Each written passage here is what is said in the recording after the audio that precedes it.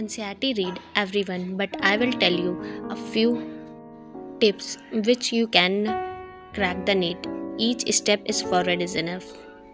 Then you can achieve 360 out of 660 in biology. You can write these steps in your NCERT first page.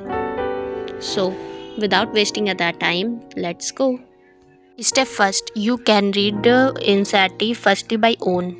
तय काफ़ी सारी चीज़ तुम्हें ना समझ आए, but it's all okay. In this step, you can read the NCERT by upper and upper. And when you read some NCERTs, you have find that some things important. You can make the short note for it. You think that I want to highlight the chapters. Mostly students highlights the whole book. It is waste of time. So in first step you can read only NCERT.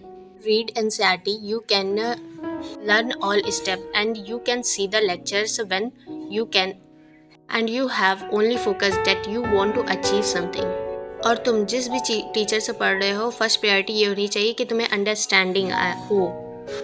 Lecture में पढ़ाई हुई चीज़ें जो भी पढ़ाई गई हैं उसको एक बार रीड करनी है NCERT में, और अभी तक ना ही तुम्हें कोई लाइन करनी है और कोई ना हाईलाइट करना है। और अगर कोई टीचर हाईलाइट लाइन बताए तो उसे टिक कर लेना है। थर्ड स्टेप इज़ दैट अगर तुमने चैप्टर कंप्लीट कर लिया है तो तुम्हें क्वेश्चन प्रैक्टिस करनी है NCERT, और जो भी क्वेश्चन NCERT में तुम्हें गलत हो रहे हैं उसको लिखना है, फिर अंडरलाइन करना है। And this point is so important, जो भी क्वेश्चन NCERT से बाहर से और वो आपने गलत कर दिया तो वो NCERT का बॉक्स बना के मत लिख लेना प्लीज़। काफ़ी स्टूडेंट ये गलती करते हैं जिससे उनके ऊपर बहुत बर्डन आ जाता है, वो फिर सहन नहीं कर पाते हैं।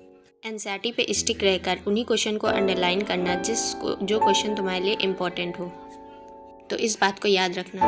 और अब आपके पास काफ़ी लाइन अंडरलाइन हो चुकी होंगी, तो जब भी आप NCERT पढ़ेंगे उन लाइन्स पर स्पेशल ध्यान देकर येलो हाइलाइटर से हाईलाइट कर लेना, जिससे तुम्हें पढ़ने में आसानी होगी। If you watch till here, don't forget to like and subscribe. Last step is read the summary and don't forget to see all the diagram PDF will be on my Telegram. Bye bye.